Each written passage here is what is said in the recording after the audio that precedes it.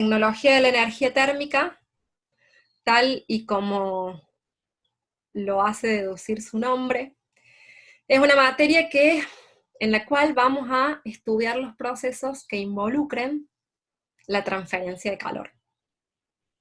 ¿Sí? Hasta ahora, como hablábamos recién, ustedes tuvieron muchas materias básicas, muchas materias de matemática, de química, y algunas materias de proceso, donde ya deberían haber visto, en general, algún que otro proceso productivo. Pero cuarto año es un año en el cual ustedes van a hacer hincapié en eso, en lo que es la ingeniería de procesos, y van a empezar a ver mucho más acerca de los equipos, acerca de cada una de esas unidades de un proceso. Entonces, esto que les puse acá es una representación de un proceso. En este caso es, tal como les indico acá, es una planta de reformado catalítico de nafta, solo para que vayan teniendo el nombre, pero no es algo que le incumbe a esta materia, sino que como trabajé en petróleo, me gusta siempre ponerles algún ejemplo acerca de este tipo de plantas. Y como ven, una alimentación ingresa al proceso, una alimentación, se mezcla con hidrógeno, porque el proceso precisamente consiste en saturar las moléculas con hidrógeno, y entra a un horno. ¿Sí? Luego del horno pasa a un reactor, ¿sí? Un intercambiador de calor, y se separa. Esto es un drum de separación, en donde por un lado sale gas, y por el otro lado se va el líquido, para ser destilado. Entonces, como ven acá, tienen un proceso bastante amplio, con muchas unidades. ¿Sí? En este ejemplo, ustedes ven, primero que nada, unidades en donde pueda haber algún tipo de cambio químico, ¿sí? Un proceso químico, que en este caso, ¿cuál sería? El reactor. Pero después hay unidades de proceso en las cuales no hay un cambio químico, sino un cambio físico, ¿sí? Y esas son las denominadas operaciones unitarias. Ustedes en cuarto año van a tener materias como operaciones unitarias 1, operaciones unitarias 2, tecnología de la energía térmica, ¿sí? Que también, precisamente, trata alguna de esas operaciones unitarias. Porque esas operaciones unitarias que no tienen que ver con una transformación química, sino más bien con un fenómeno físico, pueden dividirse en tres grandes grupos, generalizando. Aquellas en las que ocurre transferencia de la cantidad de movimiento, tal vez esto ya lo escucharon nombrar en fenómenos de transporte. Aquellas en las que ocurren transferencias de calor, y aquellas en las que ocurren transferencias de masa. ¿Sí? Transferencias de la cantidad de movimiento, a ustedes seguramente les hace referencia a ver si me sale, bueno, deberían estar marcadas acá, bombas, acá aparecieron, ¿sí? Transferencias, por ejemplo, un ejemplo, ¿sí? Por supuesto que tienen que ver con cantidad de movimiento, cantidad de energía cinética, ¿sí? No solo van a ser bombas, sino también compresores, filtración, centrifugación, pero esas serían operaciones unitarias en las cuales la principal transferencia que ocurre es la transferencia de la cantidad de movimiento. Pero también hay operaciones unitarias en las cuales lo que se transfiere principalmente es precisamente calor. En este caso, esta es la representación de un horno, dijimos. Esta es la representación de un intercambiador de calor. Y también hay unidades en las cuales hay transferencia de masa, que en este caso sería una destiladora, por ejemplo. Pero estas son generalizaciones y son divisiones muy estrictas a nivel nombre. Después en los equipos puede ser que haya equipos que tengan que estudiarse apelando a dos de estos sistemas, ¿sí? Apelando a las ecuaciones y a las leyes de los fenómenos de, por ejemplo, transferencia de calor y transferencia de masa. ¿Cómo puede llegar a ser el caso de un condensador con multicomponentes, por ejemplo? ¿Sí? Entonces, abarcando todas estas operaciones unitarias, casi les diría que estamos abarcando el total de las operaciones que pueden ver ustedes como ingenieros. Nosotros, en tecnología de la energía térmica, nos vamos a enfocar, ¿sí?, en los sistemas o en las operaciones que involucren la transferencia de calor. Y también, en algunos casos determinados, en operaciones que tengan transferencias de calor y transferencias de masa, como puede ser el caso de un condensador de multicomponente, ¿sí? Bien, ¿qué más necesito que sepan de un proceso? Que recuerden de lo que vieron hasta ahora de un proceso. Que recuerden que en un proceso hay corrientes que se denominan de proceso y hay corrientes que se denominan de servicios auxiliares, ¿sí?, o de utilidades. Bien, una corriente de procesos, ¿cuál era? Una corriente de procesos era que está involucrada en el balance de masa de la planta. Y una corriente de servicio, o una utilidad, es aquella que no está presente en el balance de masa de una planta, pero que sí, sin embargo, está presente en el balance de energía. Por ejemplo, agua de enfriamiento, ¿sí?, o vapor. Esas corrientes de servicio muchas veces las vamos a tener involucradas, por supuesto, en nuestros equipos o en nuestras operaciones en tecnología de la energía térmica, ¿sí? Bien, en clases en general me gusta hacerles un diagrama de a qué nos dedicamos nosotros como ingenieros en todo este proceso, porque recuerdo de mi época en cuarto año, hace un par de añitos atrás, y sé que a veces uno tiene dudas a qué se dedica ese ingeniero, cuál es el ejercicio real de la profesión en una planta. Pero como ingenieros de proceso, una gran función es conocer estos equipos, conocer qué tipos de equipos existen, cuáles son sus particularidades, cuáles son sus usos, pero además también saber diseñarlos, saber dar especificaciones de cómo tienen que ser esos equipos. Por ejemplo, de qué área tiene que tener un equipo. Y esto es bastante importante y vamos a tener mucha consideración en que ustedes empiecen a hacer el ejercicio de entender qué es un área, qué sería un área grande, qué sería un área despreciable. ¿Por qué? Porque hasta ahora tienen materias en las cuales van viendo todos números, y como les decía hace un rato, resuelven un problema y tienen que ver un resultado. Pero ahora empezamos a tener materias en las cuales ustedes van a tener que empezar a generar criterio ingenieril.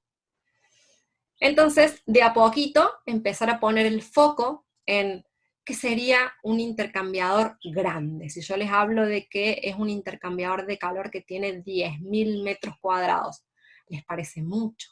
¿Les parece poco? Si yo les hablo de un intercambiador de calor que tiene 0,001 metro cuadrado. Bien, no se asusten, a todos nos cuesta, a todos nos costó en el punto en el que están ustedes empezar a dimensionar y a tener una idea de qué sería algo factible. ¿Por qué? Porque el ingeniero va a tener que decirle a su gerente, tengo el diseño de mi nuevo equipo, y el equipo mide 8.000 metros cuadrados. O el ingeniero va a tener que decirle, tengo un equipo, tengo un diseño, y el diseño es de 100 metros cuadrados. ¿Sí? Y que eso no parezca tan alocado. Lo vamos a ir ejercitando a eso. No lo tienen que saber el día 1. La verdad es que cuando yo estaba en su lugar tampoco lo sabía.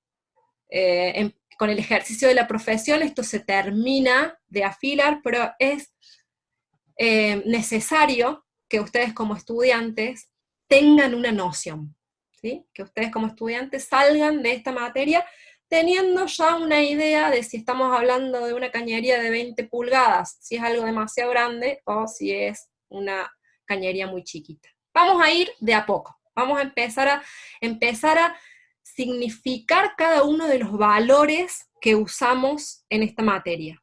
¿Sí? No solamente, me dio 3 pulgadas, listo, resultado bien, perfecto. No, no, no, no. A ver, ¿eso es coherente? ¿Y cómo me doy cuenta si es coherente? Bueno, me hace falta pasarlo a centímetros, lo paso a centímetros. Y me fijo, a ver, ¿cuánto era una pulgada? Y lo mido. Y digo, ¿y esto? En una empiezo a darle significado a un resultado. ¿Sí? Porque el ingeniero va a tener que hacerlo. Y el ingeniero necesita saber diseñar esos equipos, saber elegirlo, saber comprarlo, y también necesita saber monitorearlo.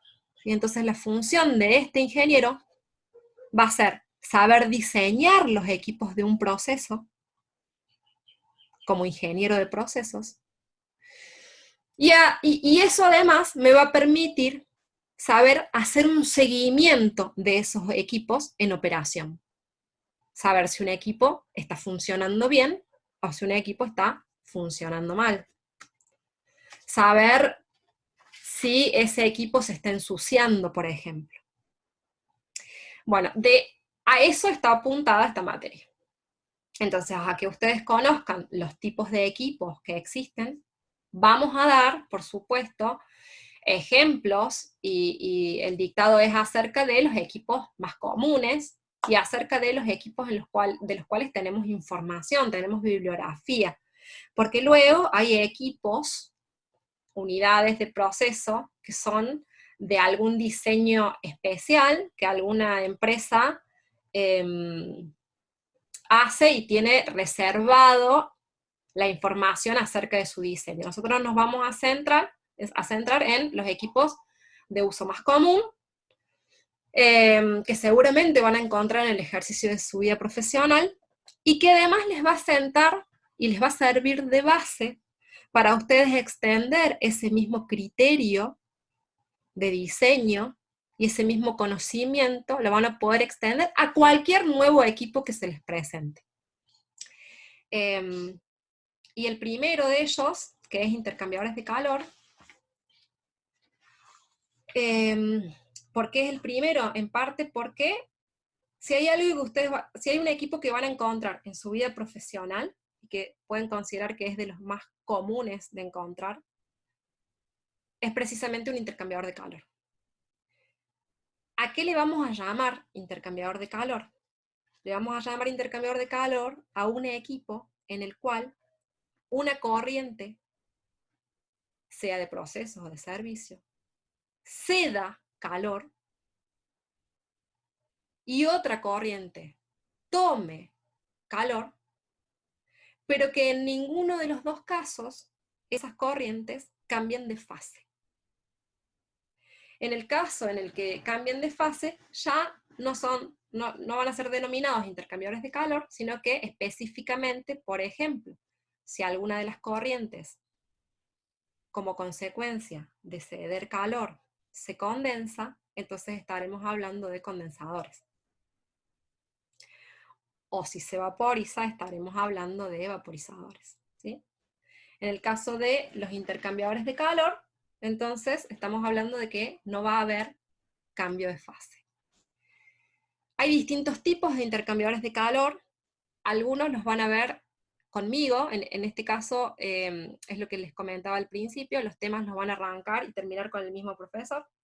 Conmigo van a ver intercambiadores de doble tubo e intercambiadores de carcasa y tubo, y con el ingeniero Kutzer van a ver intercambiadores de placas.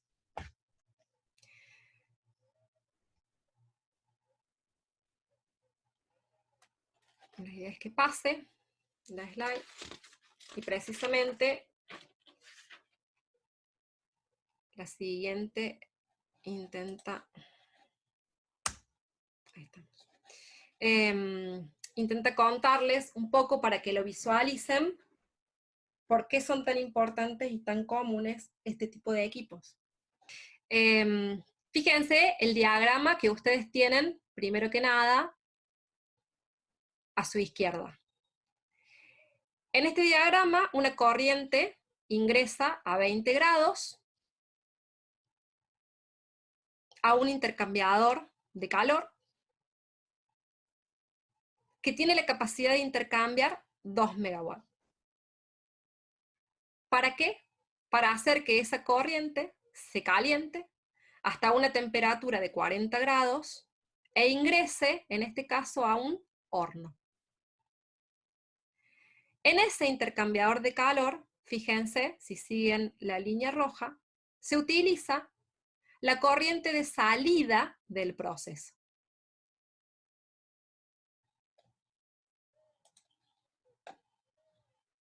¿Por qué? Porque esa corriente de salida seguramente tiene que ir a estoquearse a tanque y necesita ir fría, por ejemplo. Y entonces saco calor en este primer intercambiador y luego utilizo un equipo más de 4 megas para llevar esa corriente a 30 grados. Para hacer eso necesito intercambiar 8 megas en el horno, de manera que la corriente ingrese al reactor a las condiciones deseadas, a las condiciones especificadas por el proceso, que son 120 grados. Resulta que ahora viene un ingeniero, viene alguno de ustedes, ya recibido, y diseña un nuevo intercambiador. Ya vamos a ver de qué manera vamos a poder optimizar ese intercambiador para que ahora ese intercambiador, en lugar de intercambiar 2, tenga la capacidad de hacer un intercambio de 4 megas. De manera que esta corriente que ingresa a 20 grados sale ahora a 60 en lugar de a 40 grados, ingresa al horno y ahora este horno, en lugar de tener que intercambiar 8, intercambia 6. Cumple con los requerimientos de proceso de todas maneras,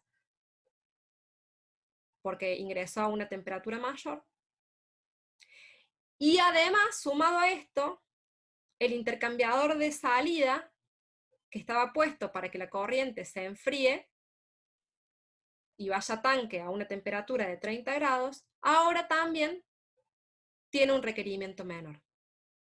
Entonces, hicimos un cambio en este equipo, y como consecuencia de ello, disminuimos el consumo de energía en el horno y disminuimos el consumo de energía o de utilidad del servicio auxiliar en el intercambiador de salida. Entonces, ¿el ingeniero qué tiene que hacer? El ingeniero tiene que diseñar ese intercambiador de manera que cumpla con las especificaciones de proceso, y seguramente ese es nuestro propósito número 1. Nuestro propósito número 1 va a ser que ese intercambiador o todo el sistema de intercambio que esté en el proceso cumple con los requerimientos del proceso. Pero además, vemos que nuestros equipos también se pueden usar para ahorrar costos de servicio y de calefacción o enfriamiento. Entonces tenemos esa doble función cuando hablamos de transferencia de calor. Tenemos la función, primero, cumplir con el proceso, pero también podemos hacer más eficiente ese proceso. Y esos dos aspectos vamos a intentar abarcar en esta materia. Hasta hace unos años atrás, el tema de la eficiencia, no se hablaba tanto de eficiencia. Pero desde que existe la 50001 y la ISO 50001, y desde hace unos años atrás, desde que todo el tema del calentamiento global y los factores ambientales y demás están siendo sí más considerados también por la industria, es que el ingeniero también tiene esta doble función de cumplir con el proceso y hacerlo de la manera más eficiente para ahorrar energía. Y eso es muy importante. ¿Y cómo vamos a diseñar? Porque cuando yo les hablo de diseñar, seguramente ustedes tienen un poco borroso a qué me refiero. ¿Y cómo lo van a hacer? ¿No? Diseñar significa que nosotros vamos a ser capaces de especificar un equipo. ¿Sí? Vamos a poder decir, bueno, este equipo va a ser de este tipo. Además de que va a ser de este tipo, va a tener este diámetro de cañería, va a tener una determinada área, va a tener una determinada caída de presión, que ya vamos a recordar bien de qué se trataba el término, pero vamos a poder especificar muchas cosas de ese equipo. ¿Lo vamos a hacer completamente solos? No. La idea de esta materia es que ustedes empiecen a ver todas las herramientas que tienen para hacerlo. Pero además, si algún día tienen que cumplir esta función, si tienen que ser ingenieros de diseño, si van a tener que ustedes especificar exactamente el equipo, recuerden que existen muchas normas que están para ayudarnos a los ingenieros a poder diseñar de manera correcta, ¿sí? ¿Qué son las normas? Las normas reúnen un montón de información previa y nos guían, es una guía para que nosotros podamos diseñar de la mejor manera posible. Entonces, si trabajan en una empresa grande, una empresa de diseño de equipos, seguramente es lo primero que les van a dar. Ustedes van a tener las normas para poder diseñar. Si trabajan en una empresa más chiquita, tal vez no sea tan común. Entonces ustedes tengan que diseñar un equipo, especificar un equipo, calcular un equipo, decir cómo tiene que ser, dónde tiene que ir, con qué cañería. Y entonces recuerden en ese momento que van a tener normas para todo. Nosotros, en definitiva, también nos basamos en normas. No directamente, no lo que tienen en la slide son los nombres de las diferentes normas que sirven para diferentes equipos. Por ejemplo, la norma API 660 para intercambiadores de carcasa y tubo para servicios generales de refinería. El resto de las normas, cada una va a tener alguna aplicación específica. ¿Hace falta que se acuerden de todas las normas ya?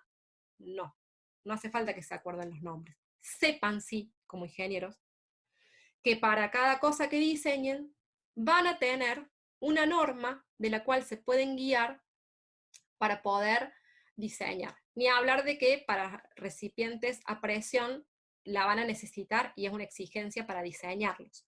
Pero en general, para algunas otras cosas en las cuales no tenemos la exigencia, de todos modos ustedes van a tener las normas como herramienta.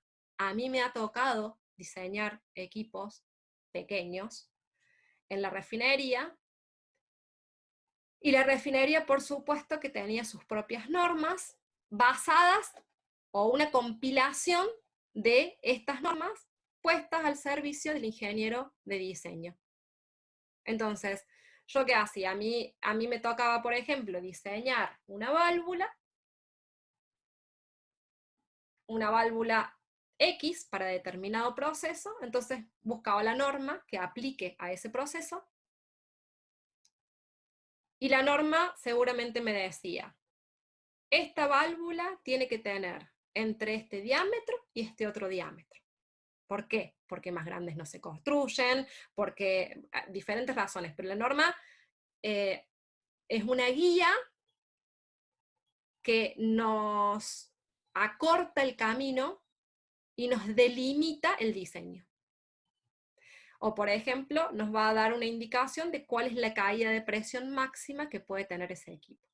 ¿Sí? ¿Cuánta presión puede perder ese equipo por diseño?